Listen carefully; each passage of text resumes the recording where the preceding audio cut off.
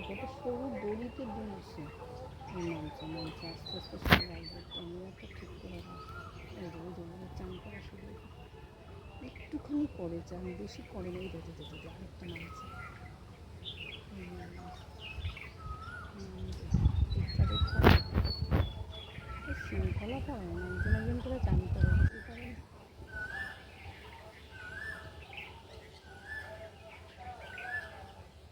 ওর হয় না, ও আরেকবার নামবে, ঝটপট